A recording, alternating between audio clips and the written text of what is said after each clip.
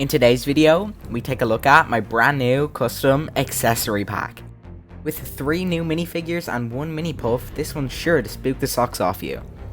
So join me as we take a look at my brand new custom set based on Ghostbusters Afterlife.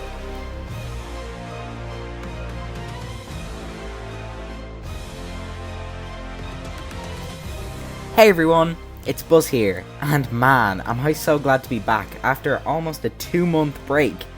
But even without posting, I've still been working like crazy on stuff, and I'm so excited to share this with you, and I'll give a few updates at the end of the video, so stick around. Well, what can I say? I absolutely loved Ghostbusters Afterlife. After waiting nearly 2 years for this movie, I can safely say, for me at least, it was worth the wait. And don't worry, there's no spoilers in today's video. Anyways, finally getting back on track, today we're going to be taking a look at set 75994, Ghostbusters Afterlife Accessory Pack, which includes 62 pieces.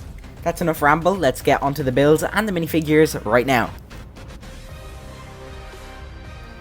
For our first minifigure, we have Phoebe Spengler, who in my opinion was the highlight of the movie, and she carried the legacy of Egon perfectly.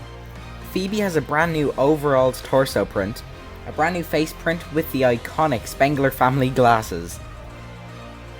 She uses mid-legs and has printing on them, and has double molded arms. For Phoebe, I used the librarian's hair in dark brown.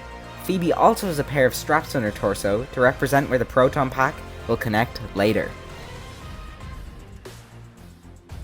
Next up, we have Podcast, played by Logan Kim, who was the Ray Stantz type character of this movie. Podcast was such a great character and had great chemistry with Phoebe, and it makes sense to me why some people didn't like his humor, but personally I was okay with it.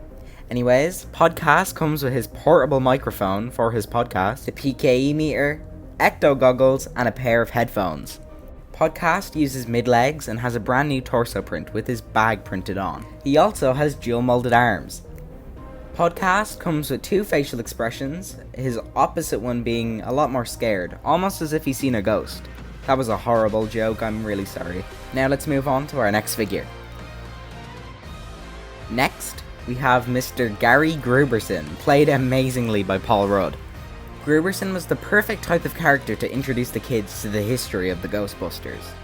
Anyways, he comes with a ghost trap, which we'll take a closer look at later, and his bag. He also uses Han's hair in dark brown, and reuses the face print from the Jurassic World sets. Grooberson also has a new torso print. If we ever get more sequels to Afterlife, I would love to see Grooberson suit up and be a Ghostbuster. And finally, we have a Mini-Puft. At least in my opinion, the Mini-Pufts were actually very funny and helped liven up the movie. And although they only had a few minutes of screen time, I sure did enjoy them. Anyways, for this accessory pack I decided to include just one. Mini-Puft is made of the baby minifig piece, but using a specialised head to include the sailor hat. Honestly, I really hope we get Mini-Pufts in LEGO at some point, because I would love to display them around my Ecto 1. And finally, moving away from the minifigs, let's go ahead and take a look at some of the builds. First up, we have Spengler's Proton Pack. The Proton Pack in Afterlife has clearly gone through some wear and tear, and I tried to replicate that on the Cyclotron. Another thing about the Cyclotron you might notice is that the lights inside are oscillating. As you can see, there's 4 different stages of red to represent the lights moving around. This pack has a brand new particle thrower that I designed. It uses the Overwatch gun piece. We tried it in real life, it works perfectly. And finally, here's how it looks on Phoebe. Now moving on to our next piece of equipment, we have the Ghost Trap.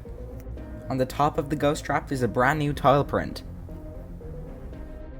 The trap also comes with a pedal, which is only made of 2 pieces, being a slope and a jumper plate. And for the final mini build of this accessory pack, we have a few jars and bottles on a table, to represent the ones Phoebe and Podcast destroy while testing out the equipment. Now let's go ahead and take a look at the complete set.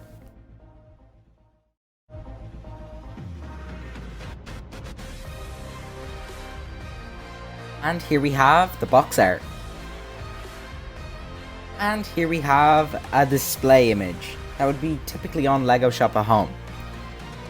Overall, I'm extremely happy with this set, and I hope I can come back to Ghostbusters in the future and make more sets. Anyways, if you've stuck around this long, you deserve to know what I've been up to. Firstly, we have my LEGO Free Guy Free City project, which has been in development for about a month now. I'm very excited to unveil it in the coming weeks.